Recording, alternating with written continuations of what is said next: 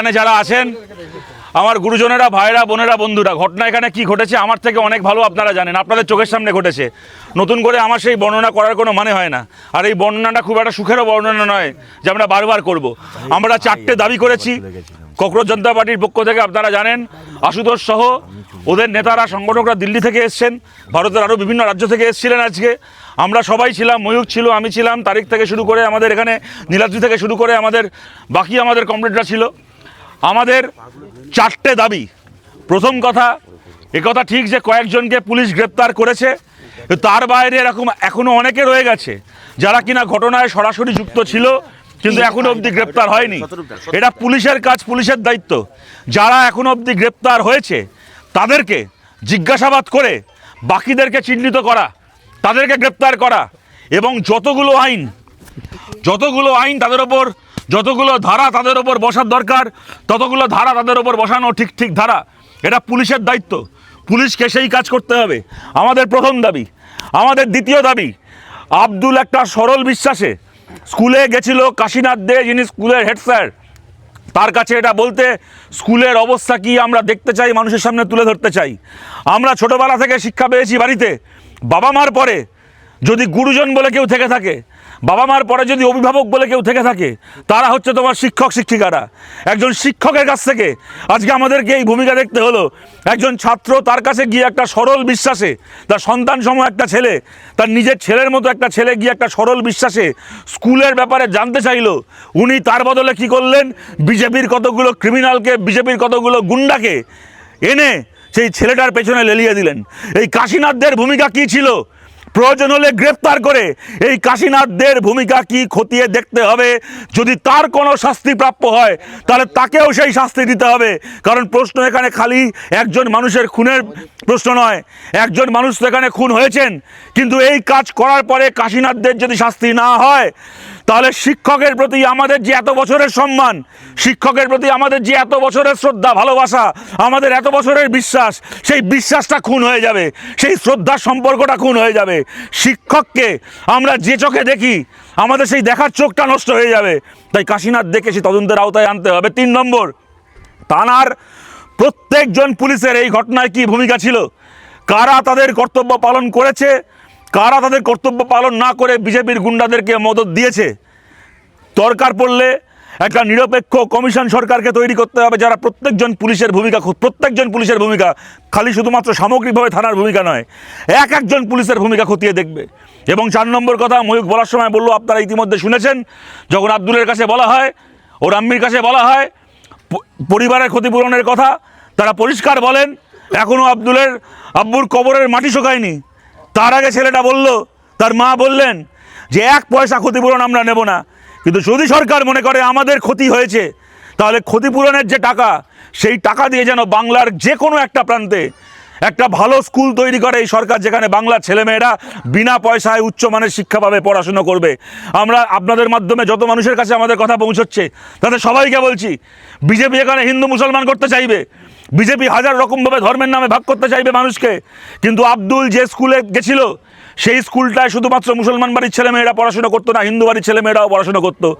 আর ওর বাবার নামে ক্ষতিপূরণের টাকায় কালকে যদি বাংলার একটা স্কুল তৈরি হয়, সেই স্কুলেও খালি মুসলিম পরিবারের ছেলেমেয়েরা পড়াশোনা করবে না, হিন্দু পরিবারের ছেলেমেয়েরা উচ্চমানের শিক্ষা পাবে আব্দুলের আব্বার শাহাদাতের প্রতিটা নয়া পয়সায়। তাই আপনাদের কাছে বলছি, যাদের কাছে আমাদের কথা পৌঁছচ্ছে, বিজেপি হাজার রকমভাবে চেষ্টা করবে, হিন্দু মুসলমান, ভারত পাকিস্তান, গরুর মাংস শুয়োরের মাংস, ইমাম ভাতা, পুরোহিত ভাতা, মহরমের তাজিয়ার চাঁদা, ওদিকে তারকেশ্বরে যাবে লোকে, হেলিকপ্টার থেকে ফুল ছোড়া হবে, তার জন্য সরকারি হেলিকপ্টার, এই সব দিকে রাজনীতিকে ঢুকিয়ে দিতে 15 বছর আমরা এই রাজনীতি দেখেছি।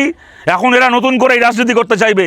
আপনাদের সবার কাছে আবেদন হচ্ছে, ওরা ওদের ভুল এজেন্ডা প্রচার করে যাক, আমাদেরকে আমাদের মূল এজেন্ডা থেকে সরলে চলবে না। শিক্ষা নিয়ে কথা হলে বিজেপি হারবে, স্বাস্থ্য নিয়ে কথা হলে বিজেপি হারবে। আপনারা তাকিয়ে দেখুন পশ্চিমবাংলার স্কুলগুলোর, আজকে ইন্দাসেরই একটা স্কুল হয়ে থাকতে পারে, বাংলার যে কোনো স্কুলের আজকে যে অবস্থা, কোনো পাগলও তো কথা বলবে না যে বিজেপি সরকার এসছে বলে এই অবস্থা হয়েছে। বিজেপি সরকার তো মাত্র 3 মাস হলো এসছে, তার আগে 15 বছর যেভাবে সরকার চলেছে আমাদের রাজ্যে, পশ্চিমবাংলা সরকারি স্কুলগুলো বন্ধ হয়েছে, স্কুলে ঘুষ দিয়ে বেআইনি শিক্ষক ঢুকেছে, স্কুলগুলোয় ছেলে মেয়েদের মিড ডে মিলের টাকা চুরি হয়েছে, 15 বছর ধরে দেখলো হয়েছে।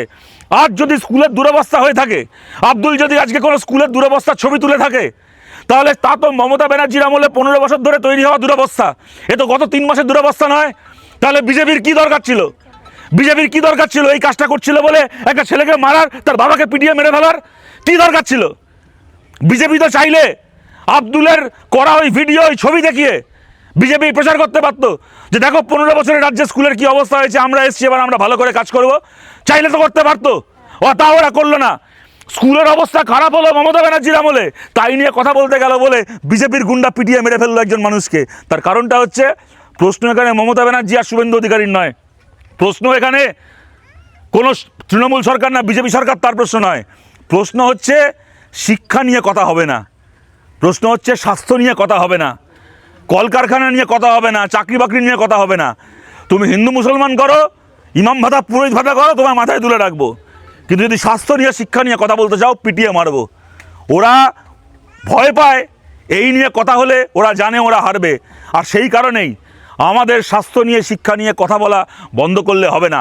আব্দুল খালি এই গ্রামের সন্তান নয়, ও আজকে গোটা দেশের সন্তান। গোটা দেশে, কাশ্মীর থেকে কন্যাকুমারী পর্যন্ত, গুজরাট থেকে মণিপুর পর্যন্ত, অরুণাচল পর্যন্ত, গোটা দেশে যেখানে যেখানে স্কুল বাঁচানোর লড়াই হবে, আব্দুলের নাম, আব্দুলের আব্বার নাম, আব্দুলের পরিবারের কথা ছেলেমেয়েরা বলাবলি করবে যে বাংলায় আমাদের এক ভাই, আমাদের এক চাচা নিজের জান দিয়েছে যাতে আমরা সরকারি স্কুলে ভালো করে পড়াশোনা করতে পারি, সেই দাবিতে এই লড়াই ওরা লড়েছে। এই লড়াই আমাদেরকে লড়তে হবে। আপনাদেরকে আমি এখানে একটা কথা বলছি, ভয় পাবেন না। শুভেন্দু অধিকারী মুখ্যমন্ত্রী হওয়ার পরে কিছু গুন্ডা দমন আইন বলে একে জেলে ঢোকাবো, ওকে জেলে ঢোকাবো, একে ডিম মারবো, ওকে এই মারবো সেই মারবো করে, হ্যাঁ শুক্রবারীরা এই করে, শনিবারীরা ওই করে, এইসব বলে কিছু লোককে ভয় দেখিয়েছে। আর এদের বিরুদ্ধে লড়ার কথা বলেছিল এত বছর ধরে যারা বলেছিল বাংলায় আমরা বিজেপির বিরুদ্ধে লড়বো, তারা সব এখন ভালো তৃণমূল হয়ে বিজেপির পায়ে সারেন্ডার করে গেছে। কিন্তু আপনাদের একটা কথা বলছি, ওরা ভালো তৃণমূল হয়ে থাকতে পারে, কিন্তু আমাদের কোনো দায় নেই শুভেন্দুর চোখে ভালো সিপিএম হওয়ার।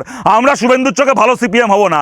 আমরা বিজেপির চোখে, আমরা শুভেন্দু অধিকারীদের চোখে চিরকাল খারাপ সিপিএমই থাকবো, যারা কিনা বিজেপির রাতের ঘুম কেড়ে নেবে। তাই আমরা আছি মার্কেটে, আমরা ময়দানে আছি, কোনো চিন্তা করবেন না, কোনো ভয় পাবেন না। শান্তিপূর্ণভাবে আইন মেনে, আইনকে নিজের হাতে তুলে না নিয়ে হকের কথা, কারুর ভয় চুপ করে থাকবেন না। ফেসবুকে হোক, ইনস্টাগ্রামে হোক, রাস্তায় চায়ের দোকানে হোক, বাসে ট্রামে হোক, সোচ্চারে বলবেন, ঘাবড়াবেন না যে আমি দুটো কথা বলতে যাব, সরকারের সমালোচনা করতে যাব, সরকার এসে আমার ধর্ম দেখে, আমার টিকি দেখে, আমার দাড়ি দেখে, আমার পৈতা দেখে, আমার টুপি দেখে আমার জেলে ঢুকিয়ে দেবে। এইসব ভয় পাবেন না। আমরা জানি এই ভয় ওরা দেখানোর চেষ্টা করে, আর এই ভয় অনেকের মনে আছে। এখন এরা সরকারি ক্ষমতা হাতে পেয়েছে, তার থেকে বড় কথা হচ্ছে রাজ্যের প্রধান বিরোধী পক্ষ বিক্রি হয়ে গেছে, উঠে গেছে। কিন্তু জানবেন, একটা দল উঠে গেছে মানে এই নয় যে পশ্চিমবাংলার সব প্রতিবাদী মানুষ শেষ হয়ে গেছে। আমরা আছি, আমরা লড়াইয়ে আছি, কোনো ভয় পাবেন না, ঘাবড়াবেন না। হকের কথা যেভাবে বলতে হয় সেভাবে বলবেন। আইন নিজের হাতে না নিয়ে শান্তি বজায় রেখে যে লড়াই আমরা করছি, এই লড়াই আপনারা সবাই থাকবেন। আমরা জানি এই যে দাবিগুলো করা হয়েছে, এই দাবি যদি 10 দিনের মধ্যে না মেটে, তাহলে সিজেপি নেতৃত্বের সঙ্গে আমাদের কথা হচ্ছে, প্রয়োজনে বাঁকুড়া ডিএম অফিসের সামনে আমরা অনির্দিষ্টকালের জন্য শান্তিপূর্ণ ধর্নায় বসবো, কিন্তু এর শেষ আমরা দেখেই ছাড়বো। এবং শেষ অবধি আপনারা এই লড়াইয়ে সবাই একসঙ্গে থাকবেন, আমরা জানি। সবাই ভালো থাকবেন, লড়াই আবার দেখা হবে। নমস্কার। ইনকলাব জিন্দাবাদ, জিন্দাবাদ, জিন্দাবাদ।